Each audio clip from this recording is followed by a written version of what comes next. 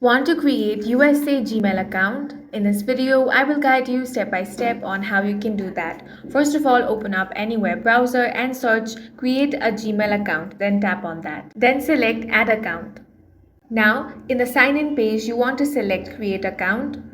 Now select if you want this for personal use or business use. Go ahead and enter your first name. You can enter the last name as well.